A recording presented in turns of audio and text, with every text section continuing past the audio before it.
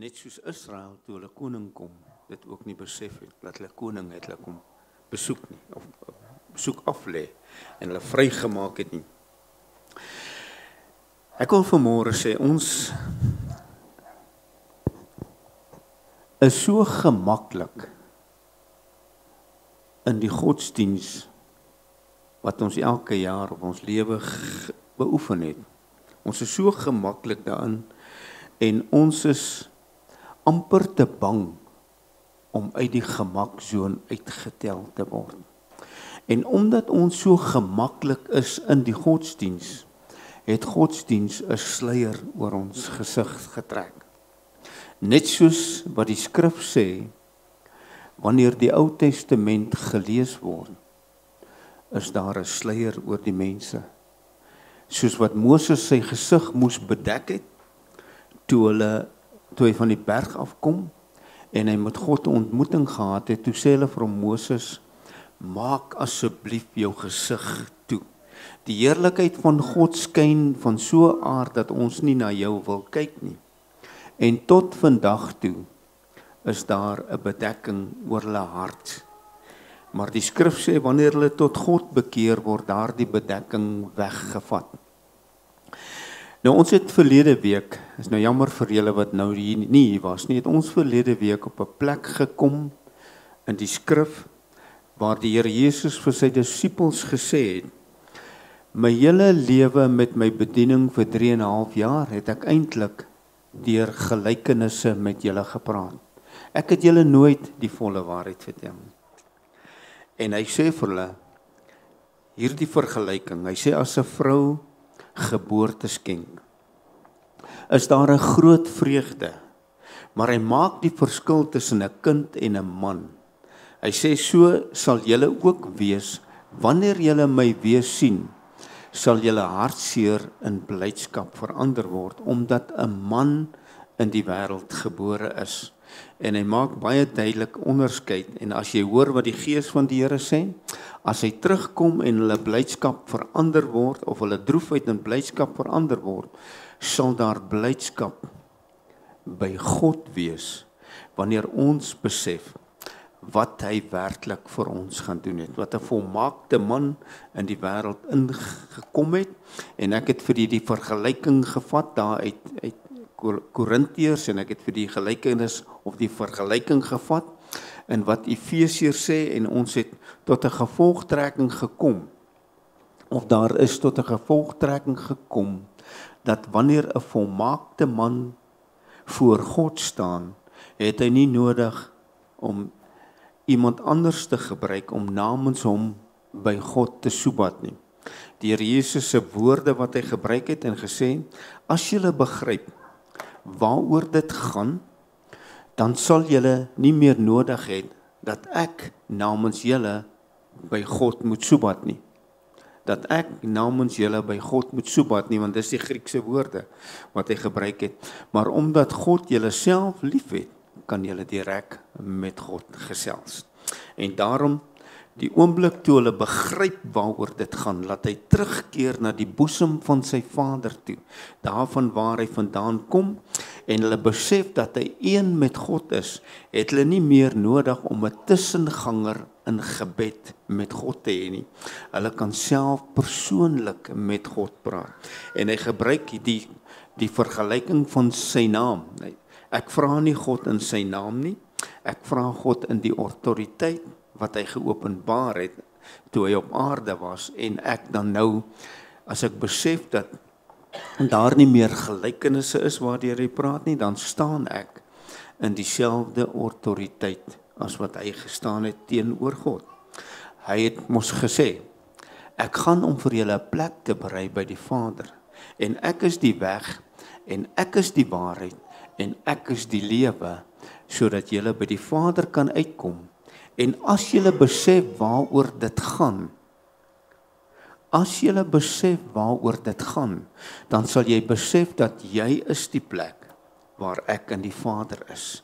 En as ek in die Vader een is, dan het jy direk kontak met die Vader, sonder om my te versoek om namens jou vir die Vader in te tree. Dis heeltemal 'n ander voorsiening nie. Die hele kerk gebruik nog tot vandag om die Vader te nader in die naam van Jesus Christus, omdat ons nie besef, ons is 'n volkome man in God nie. Dink vir 'n oomblik daaraan, die blydskap wat teenoor die Vader, of wat die Vader openbaar, die oomblik as ek en jy besef, dat ons is 'n volmaakte man in Christus. 'n Volmaakte man. Dat ek het nie 'n tussenganger nodig nie. Waar hy is ek. En waar ek is die Vader, die Seun en die Heilige Gees. So ek het nie 'n tussenganger nodig nie. Die enigste probleem wat ek en jy het in ons godsdienstverhouding, of ons verhouding, ons het nie 'n behoorlike verhouding met die Vader nie. Ek wil dit weer sê. Die enigste probleem wat ons het nie 'n behoorlike verhouding met die Vader nie, sodat die Gees van God my kan vertel en my kan inlig wie ek werklik is nie. Daar's 'n skrifgedeelte wat ons in hierdie kerk baie gebruik. Wat sê 1 Johannes 4 vers 17. Hierin het die liefde by ons volmaak geword, sodat ons vrymoedigheid kan hê in die oordeelsdag, en ons weet die oordeelsdag was daar, sodat ons vrymoedigheid kan hê in die oordeelsdag, want soos hy is ons in hierdie wêreld 'n volmaakte man, wat God verteenwoordig op hierdie aarde, die God wat hom geroep het met 'n heilige roeping. En jy en ek besef nie dat die roeping van God is 'n heilige roeping wat heilig is net soos wat God heilig is. En dit maak 'n verskil. As jy en ek tot daardie besef kom, ek het vir u 1 of 2 vergelykings gedoen. Ek het vir u gesê die Here Jesus moes vasgekeer word deur God in die woestyn sodat die duiwel hom kon konfronteer. Ek het vir u ook vertel van Dawid, wat as koning gesalf was, maar die koning wat die kroon moes oorhandig, wou die kroon nie afgee nie. So hulle moes al twee gekonfronteer word, tot op 'n plek of op 'n punt wat hulle self gekom het, om te besef, ek is wat God gesê het ek is. Toe Dawid die geleentheid gehad het om die koning dood te maak, toe sê ek sal dit nie op 'n duiwelse manier doen nie. Ek sal dit nie op 'n duiwelse manier doen nie. God het vir my gesê, ek sal die koning wees en God sal my as 'n koning daar plaas. So hy het die geleentheid 2 keer gehad om die koning dood te maak. Maar hy het gesê, ek is nie in die hand van die duiwel om te doen wat die duiwel sou gedoen het. En so is jy en ek ook. Toe die Here Jesus vir hulle sê, daardie dag as jy besef waaroor dit gaan, sal 'n wêreld vir jou oopgaan. Dan sal jy besef dat ek en die Vader het werklik by jou kom woning maak. En weet jy, in godsdiens besef ons dit nie werklik nie. In godsdiens besef ons dit nie werklik nie. Ons soek God nog op 'n plek. Ons soek God op 'n plek. Maar sy belofte is, as jy my liefhet, sal ek na jou toe kom en by jou woning maak. So ek kan God nie anders vind in my lewe nie, tensy ek kom in gees tot gees kontak met mekaar het nie. Want hy bly in my, en my gees is met sy gees verbonde.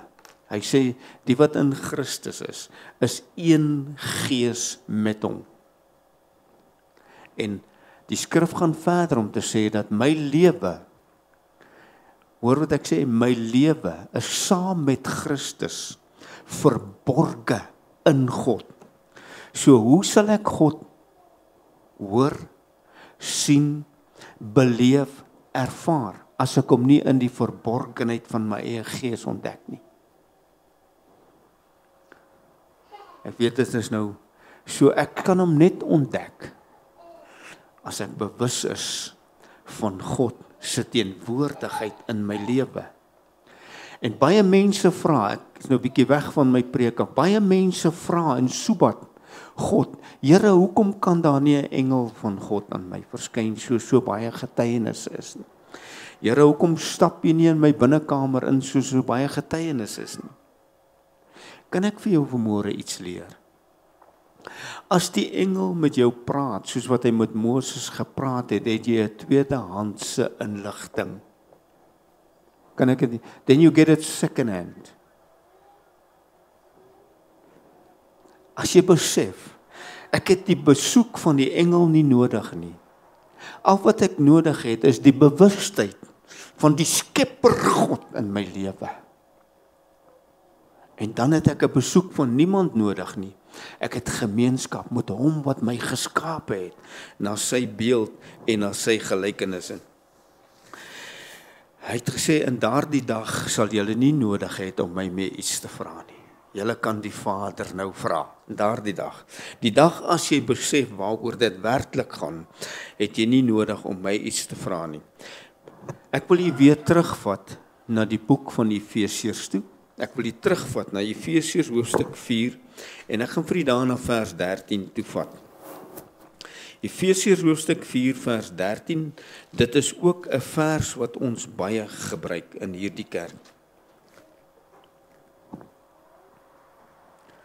Jy kan jouself voordink en jy kan jouself indink die dag toe die Here Jesus uit die dood uit opstaan en hy by die Vader gaan en hy van die Vader af terugkom en hulle die besef kry dat hy en die Vader is een en hy het gegaan om my een te maak met die Vader. Kan jy dink die oomblik toe hulle daai besef kry, die blydskap wat in die hemel moes gewees het, of die blydskap wat in die ons sigbare geestesreële moes gewees het. Toe God sien sy kinders is besig om die waarheid te vat. Watter opgewondenheid moet daar in die teenwoordigheid van God gewees het. Ons hoor baie keer, hy sê, laat een weet, dat as hy 'n sondaar tot bekering kom, daar blydskap in die hemel is. Kan jy dink die blydskap in die teenwoordigheid van God, die oomblik toe God agterkom, of toe die kinders van God agterkom, maar ek is geskape na sy beeld en na sy gelykenis. Ek dink die blydskap van God ken nie perke as God na jou lewe kyk nie. Ek ken nie perke nie. Ons gaan in Efesiërs hoofstuk 4 vers 13. En daar's 'n tydperk gekoppel aan dit. En ek het die verlede week gesê, daar gaan 'n tyd in jou lewe kom wat God jou gaan vaskeer. Dit moet kom. As jy ernstig is met God, en as jy ernstig is in jou verhouding met God, moet God jou op 'n stadium laat vaskeer, sodat jy tot die besef kan kom. Ek het net een keuse. Of ek vertrou God, of ek gaan aan soos wat ek gaan. En dis die verskil. En God moet op 'n stadium jou voorkeer. Hy moet op 'n stadium jou vaskeer. Want weet jy, hy het 'n belofte gemaak aan hierdie aarde, dat die aarde sal gevul word met die heerlikheid van God. En erns moet die heerlikheid van God deur sy kinders geopenbaar word. Hy sê in vers 13, totdat ons almal kom tot die eenheid van die geloof en van die kennis van die Seun van God, tot 'n volwasse man, tot die mate van die volle grootte van Christus. Right? Till we all come in the unity of faith and of the knowledge of the Son of God unto a perfect man. A perfect man unto the measure of the stature of the fullness of Christ. So God se gedagte en God se begeerte en die wil van God is dat daar tussen jou en Jesus Christus nooit veronderstel was om 'n verskil te wees nie. Moet ek dit weer sê? In God se hart sien hy jou soos wat hy Jesus sien. As dit nie so is nie, dan kan die skrif nie die stelling maak dat hy was die eersgebore onder baie broers nie. So God se begeerte is werklik dat jy en ek sal opstaan en die gestalte van Christus laat manifesteer deur ons lewe. Hy het nie 'n beperking daarop gestel nie. Hy het nie 'n beperking daarop gestel. He never put a limit on that. Ons sit 'n beperking daarop. Want ek kan my nie sien soos wat God my sien nie. En omdat ek my nie sien soos wat God my sien nie, is ek maar gemaklik in godsdiens. En ek het so 2 weke terug gesê, die waarheid van die evangelie is nie vir elke kind in die kerk nie.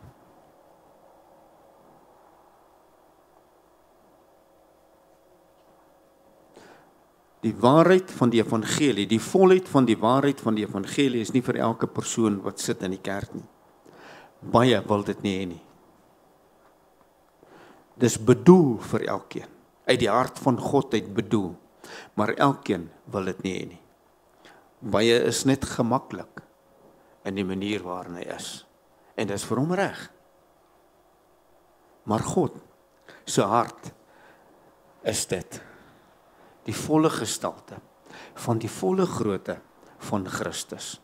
Ek wil dit weer koppel aan Johannes, want soos hy is ons in hierdie wêreld. Kan ek dit vir u 'n vlakkie opvat? Is Christus heidaglik sigbaar in die wêreld? Tensy hy deur jou sigbaar word. Amen. Maar waar hy nou is, sit hy in die volmaakte, heilige teenwoordigheid van God, een met die Vader, en soos wat hy is ons in die wêreld. Met ander woorde, ek bring van God se teenwoordigheid af, wat onsigbaar is, in 'n wêreld, wat die mens lewe. En ek sê nie ek bring dit van God uit die hemel uit nie. Ek sê ek bring dit vanuit die teenwoordigheid van God uit, na 'n wêreld wat sigbaar is.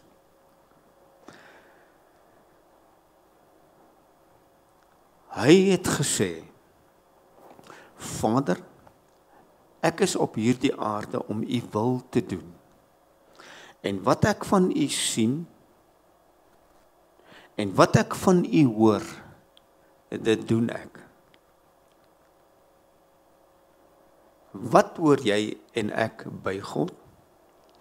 Wat sien ons by God? En wat laat ons op die aarde gebeur?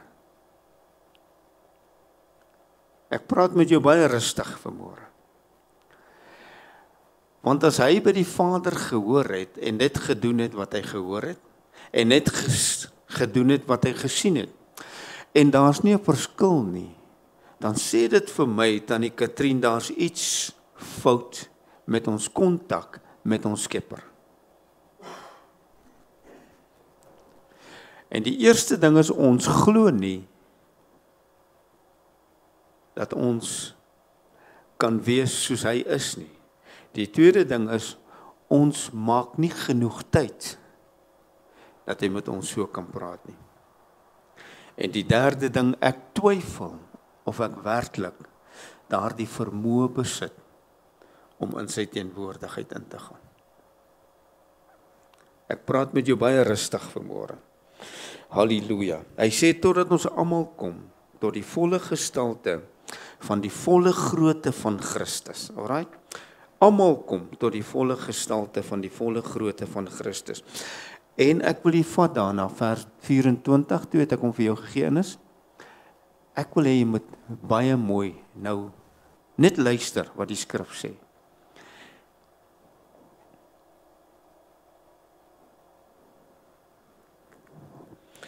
En julle met die nuwe mens moet beklee wat na God geskape is in ware geregtigheid en heiligheid. And that you put on the new man, which after God is created, in righteousness and true holiness. Kan jy sien wat die skrif vir jou probeer sê? Dat God het jou in ware geregtigheid en in ware heiligheid geskep, sodat jy kan wees soos wat God is, as hy op die aarde sou gewees het.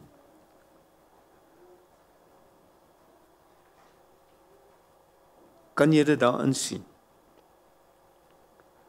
Die nuwe mens wat geskep is na God in ware geregtigheid en heiligheid. Dit wil sê, as jy daar sit, dan sit die ware geregtigheid en die ware heiligheid van God binne in jou.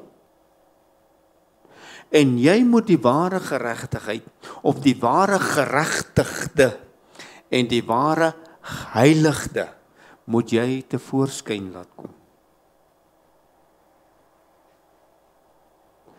Want hy dan 'n nuwe skepping gemaak, sodat 'n man gebore kan word na sy beeld en na sy gelykenis. En dit was nooit voorheen moontlik nie. Hy het dit beloof in Genesis. Kom ons maak mense na ons beeld en na ons gelykenis. Maar dit was eers moontlik. Toe hy op die kruis sterf en hy 'n nuwe wese opstaan.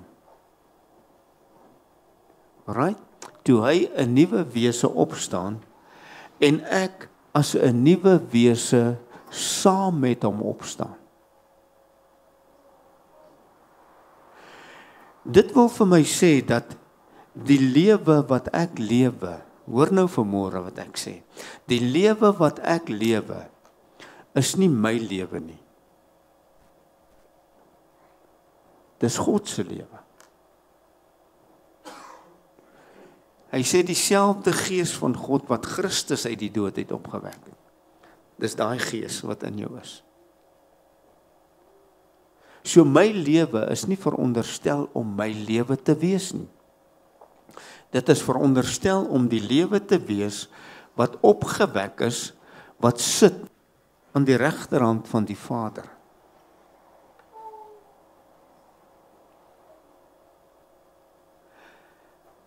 Dit wil sê my lewe is verhewe bo die aardse lewe.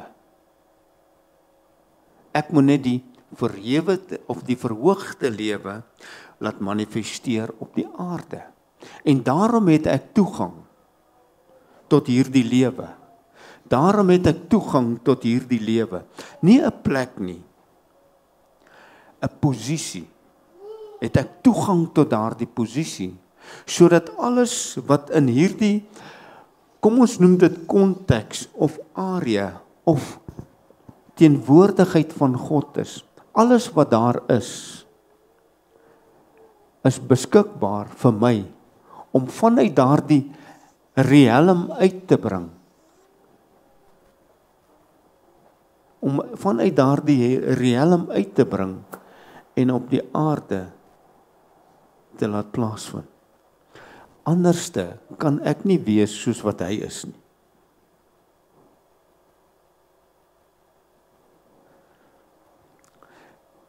Daarom sê die skrif, ek en jy moet besef aan wie ons diensbaar gestel het.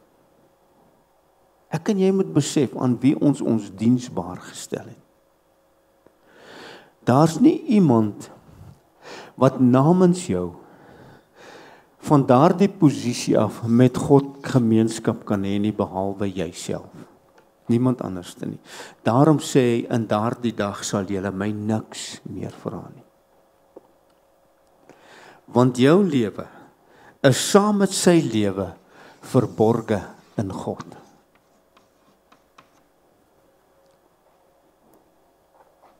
En wanneer Christus wat my lewe is, nie Jesus nie, wanneer Christus wat my lewe is geopenbaar word, dan word hy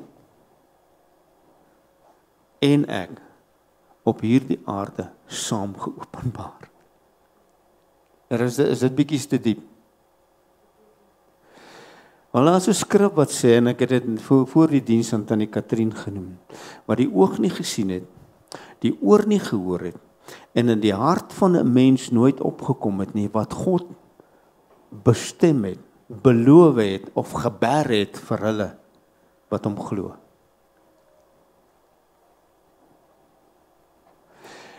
En hierdie toegang, kan niemand namens jou bereik nie. Maak nie saak hoeveel offers hy bring nie. Maak nie saak hoeveel tyd hy met God spandeer nie. Hy kan nie namens jou in daardie posisie kom nie. So dit sê vir my net een ding. Die verantwoordelikheid is myne en joune. Halleluja. Ek het vers 24 gelees en sê julle met die nuwe mens moet bekleed wat na God geskape is in ware geregtigheid en heiligheid. Maar hoe bekom ek dit? Ek het dit nou nie vir innis gegee nie, maar hoe verkry ek dit? Hoe verkry ek dit? Ek wil vir u net die vorige vers vat en dat julle vernuwe moet word in die gees van julle gemoed. Dit is die wegspringplek. Ons moet vernuwe word in die gees van ons gemoed. En as ek vernuwe is in die gees van my gemoed, dan sê Paulus aan Timoteus 'n stelling, nou moet jy jou beoefen in God saligheid. Nou moet jy jou beoefen. Die Engels sê die woord in godliness. In godliness. Met ander woorde, dit wat ek van God gekry het, daarin moet ek my beoefen. Kan ek vir jou 'n neerlaag in my lewe vertel? Ek is by binnelandse sake en hier kom 'n ou dame ingestap. Sy kan nie loop nie om te dra en die Here sê vir my, lê vir haar hande op. En ek lê vir haar nie hande op nie. 'n neerlaag vir my, 'n neerlaag vir God en 'n neerlaag vir die koninkryk. Want daar staan honderde mense. En nou is ek teruggetrokke as gevolg van die feit, omdat daar honderde mense is. Maar ek wil jou dit vertel. Gees van God het my na dit in 'n hoek ingedryf. Vir my gesê, jy moet jou mind opmaak wie jy wil wees.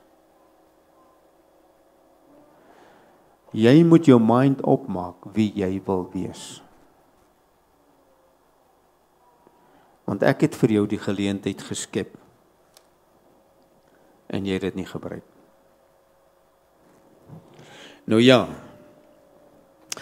as ek na vers 24 dit lees, en ek gaan dit vir jou oorlees, en dat julle met die nuwe mens bekleed moet word, wat na God geskape is, in ware geregtigheid en in ware heiligheid, dan wil ek jou nou vanmôre vat, wat almal mense sê, die gebed van die Here Jesus in Matteus 6 vers 9, wat nie die gebed van die Here Jesus is nie. Die gebed van die Here Jesus kry ons in Johannes 17. Dit is die gebed van die Here Jesus in Johannes 17. In Johannes 17 is sy gebed vir sy disippels een met die Vader.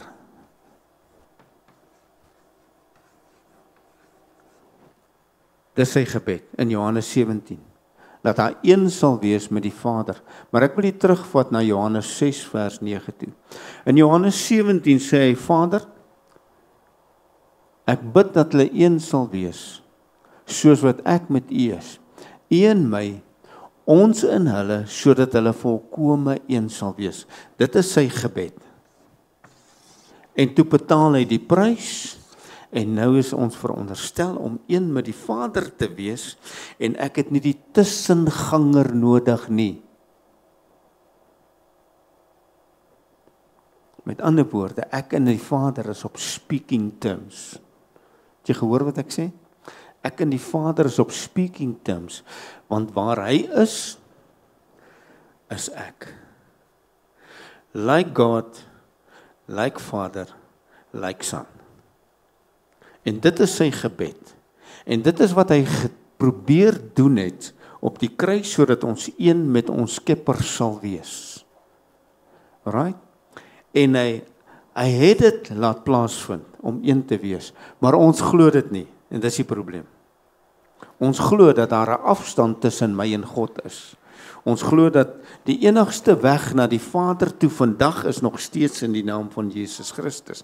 Met ander woorde, dit sê vir my, as ek daai perspektief het ek nog nooit by God uitgekom nie. Hy het die weg vir my na die Vader voorberei. En ek kon net by die Vader uitkom as gevolg van die weg wat hy voorberei het. Niemand kom na die Vader toe behalwe deur my nie. En ek het die weg na die Vader toe gekry. Dit wil vir my sê, as hy gebid het, as hy gebid het, Vader, laat hulle een wees soos wat ek met u is die weg na die Vader toe, Vader, eenheid met God. Eenheid met my Vader. En daarom het ek toegang, ek dryf dit, daarom het ek toegang tot die plek, die posisie waar God is. En daarom kon die skrif ook hierdie stelling maak, in hom was die volheid van die Godheid liggaamlik. Maar julle is volkome in hom. En kan jy sien, as hy sê volkome, dan is daar niks wat kort kom nie. Die enigste ding wat ontbreek, is wat in ons verstand ontbreek. Dis al wat ontbreek. Dis al wat ontbreek, daar ontbreek niks anders nie, want hy het die prys betaal, om jou die eenheid met God te kry. En daarom, Here, ek preek so lekker, daarom het hy gesê, ek bly nie in 'n huis wat met hande gemaak het nie, ek sal my eie huis bou. Ek sal my eie huis bou. En jy is die huis. Jy is die plek. Die enigste probleem is, jy moet jou net laat opbou. Net laat opbou tot 'n woning van God in die gees. Alright? Die probleem is, ons maak onderskeid. Ja, ons maak onderskeid tussen my gees en God se gees. Maar dit is dieselfde gees van God, wat Christus uit die dood het opgewek het, wat in my woon. Maak die deur van jou hart oop, man.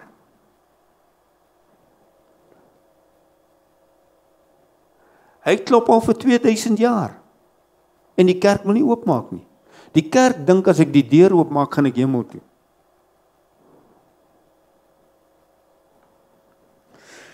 Waar het ek gesê, waartoe gaan ons? Kom ons blaai na Matteus 6 toe. Ek wil net vir jou, Matteus hoofstuk 6. Jy is meer as wat jy dink jy is. Matteus hoofstuk 6.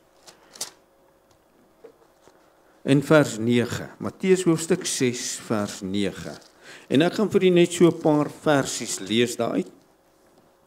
En hulle sê vir hom, Here, leer ons om te bid. En hy sê vir hulle, wanneer julle bid, moet julle so bid. Dis nie sy gebed nie. Hoor jy wat ek sê? Dis nie sy gebed nie. Hy leer hulle om te sê, wanneer julle bid, moet julle so bid. En onthou, hy deur profesie, of hy deur gelykenisse met hulle gepraat. Hy wil hê hulle moet iets verstaan.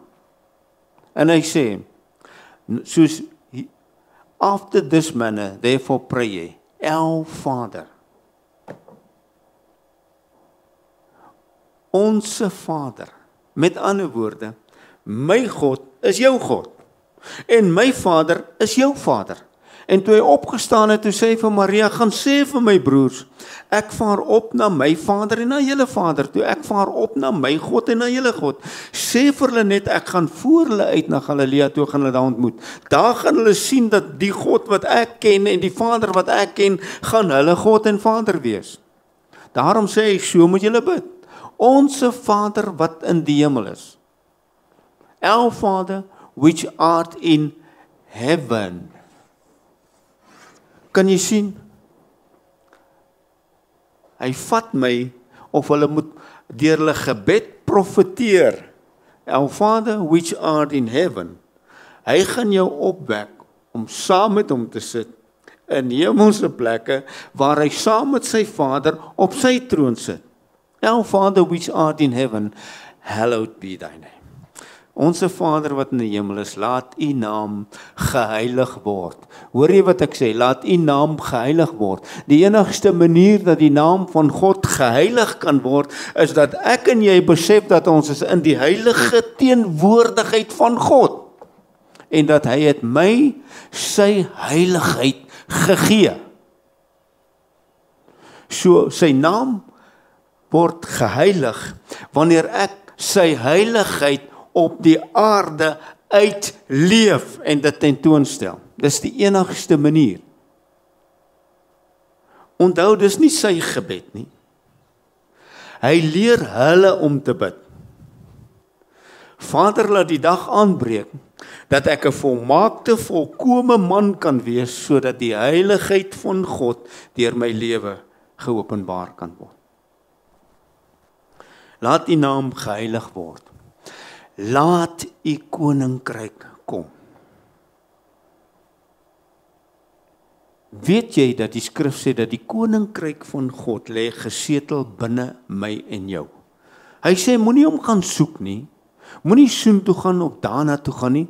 Die koninkryk van God is binne julle. En hy leer hulle en hy sê, Vader, laat u koninkryk kom. Vader, dat ek in die koninkryk van God myself sal bevind, myself sal bevestig en ek vanuit die koninkryk van God op die aarde lewe. Laat u koninkryk kom. Laat u wil geskied. Wat is sy wil? Om my heilig te kry. Here, as ons dit net kan besef. Sy wil is, laat u wil geskied. Luister nou asseblief. Luister nou, as jy in jou lewe nog nooit geluister het nie, luister nou. Laat u wil geskied. Soos in die hemel, so ook op die aarde. Wie gaan die wil van God vanuit die hemel uit aarde toe bring? Behalwe hy wat in die koninkryk is. Behalwe hy wat in God verborge is. Behalwe hy wat sit in die teenwoordigheid van die skepper van hemel en aarde. Ek en jy. Ek en jy.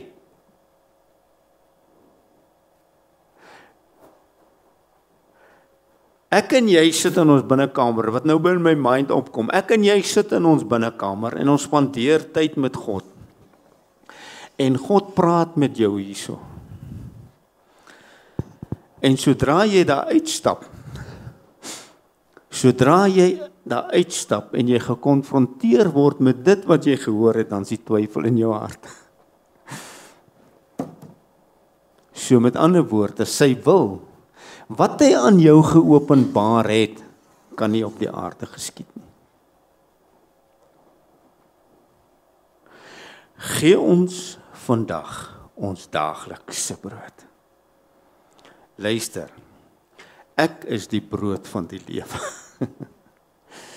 Luister, ek is die brood van die lewe. En as jy in my is, het jy die lewe van God. Ek is die brood van die lewe. En vergeef ons skulde. Right? Leer ons om te profeteer, vergeef ons skulde, want die dag as ek die prys betaal het, dan sal dit wat in die verlede was, nie weer opgebring word nie. Welgeluksalig is die man, wie se ongeregtigheid vergewe is, en wie se sonde bedek is. En dit kon net plaasvind hierso. En nou sê hy, welgeluksalig is jy. Met ander woorde, jy het die beste geluk in die lewe as wat God jou kan mee toebedeel. Maar jy ons glo dit nie. Vergeef ons ons skulde, net soos ons skuldenaars.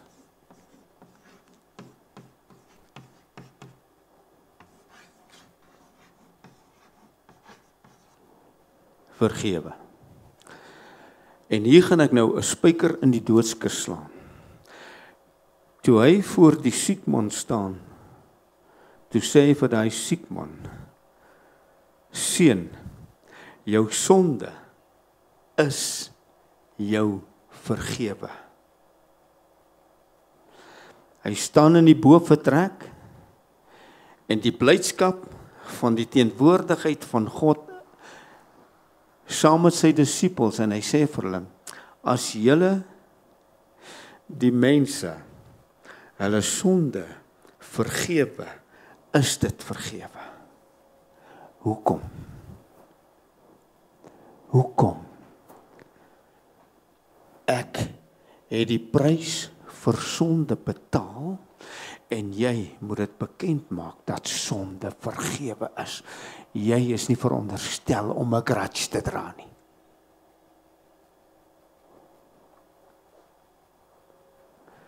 Hy gaan selfs verder in 'n ander plek. Soos wat jy hulle vergewe, so sal jou Vader jou vergewe.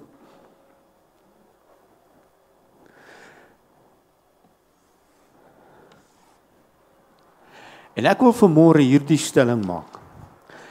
As jy in die teenwoordigheid van God werklik 'n ontmoeting met die Gees van God gehad het, sal hierdie skuldenaars vir jou nie 'n probleem wees nie.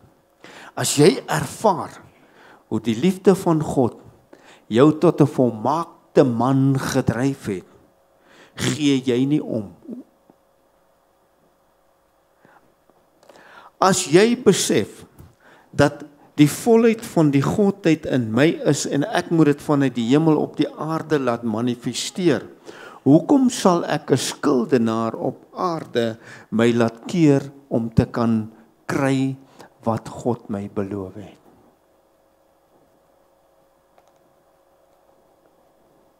Kom ons kry ons gees reg. Kom ons kry ons woorde reg. Kom ons kry ons gedagtes reg. Kom ons kry dat ons 'n volle gestalte van Christus sal wees wat in die teenwoordigheid van God uitkom. Onthou net een ding.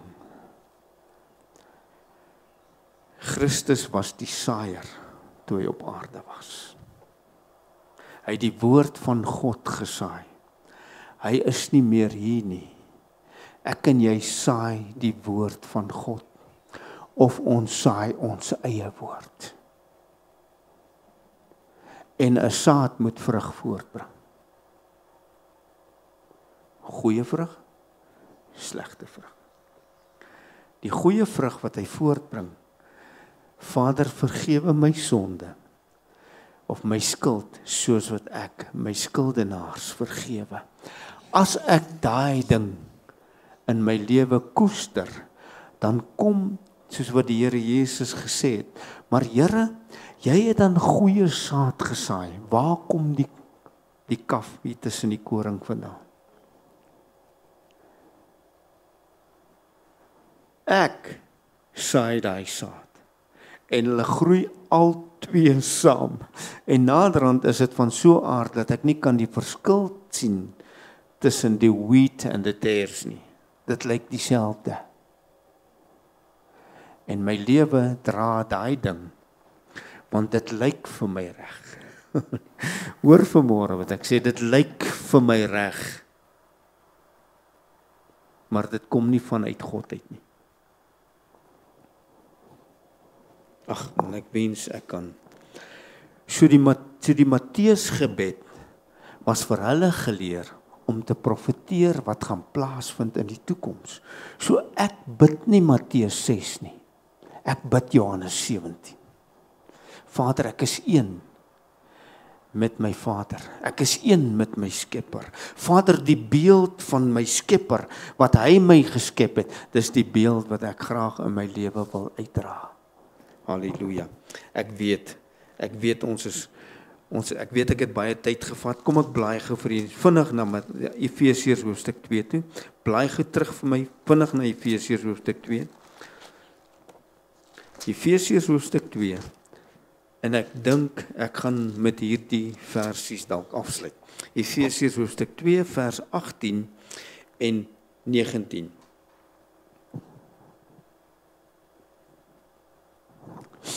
Efesiërs hoofstuk 2 vers 18 en vers 19. For through him we both have access by one Spirit unto the Father. Sien julle daar? Through him, as gevolg van hom, het ons toegang deur een Gees tot die Vader. Now therefore you are no more strangers and foreigners. Ons is nie meer strangers and foreigners wanneer ons in hierdie ek het nie iemand nodig om namens my na God toe te gaan nie. Ek is gemaklik in God se teenwoordigheid. I'm not a stranger, I'm not a foreigner, but I'm a fellow citizens with the saints of the household of God. Dit is die hele evangelie. Dis die hele evangelie. Ek is 'n mede-inwoner. Ek is 'n mede-inwoner saam met al die heiliges, want ek is deel van die huisgenote van God. Met ander woorde, hier waar God lewe deur sy Gees, ek is deel daarvan. En my broer en my suster is deel daarvan, want God lewe ook in hulle. En daarom kan ek met vrymoedigheid na hierdie plek gaan. Die skrif sê die troon van genade. Ek kan met vrymoedigheid in die teenwoordigheid van God ingaan, want ek is 'n mededeelgenoot van God in sy eie huishouding. En daarom kom ek sluit af met hierdie een wat sê, groot is die verborgenheid van God se saligheid. God is geopenbaar in die vlees. Groot is die verborgenheid van God se saligheid. Hy is geopenbaar in die vlees. So hy kan net geopenbaar word deur jou en my vlees. En wanneer hy geopenbaar word, word ek en jy saam met hom geopenbaar in heerlikheid en in heiligheid. En dan kan ons sê, soos wat hy is ek in hierdie wêreld.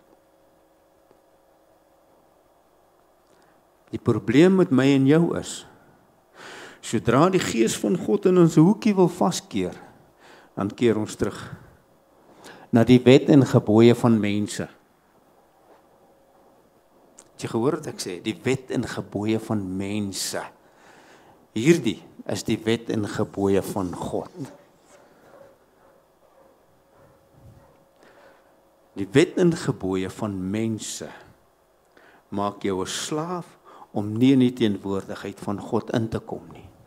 Maar die wet van God maak jou vry en gee jou vrye toegang tot die teenwoordigheid van God. Want hy kan nie homself afskei van jou nie, want hy het self die besluit en die keuse gemaak om by jou te kom woon. Halleluja. Het jy gehoor wat ek sê? Hy self het die keuse gemaak om by jou te kom woning maak. En daarom, soos my vrou so wys, ek is met hom getroud. Ons is een vlees. Halleluja. Want dieselfde Gees van God, wat Christus uit die dood het opgewek het, is dieselfde Gees wat in my woon. En ons is van dieselfde Gees deurdronge. Halleluja. En daarom kan ek sê, soos my Vader is, soos ek, en soos my broer is, soos ek, en soos my broer vrymoedigheid gehad het om vir die Vader namens my in te tree, het ek die vrymoedigheid om namens my medebroer en susters by God in te tree om hulle skuld. Halleluja, uit my gedagte en uit my wese uit te kry.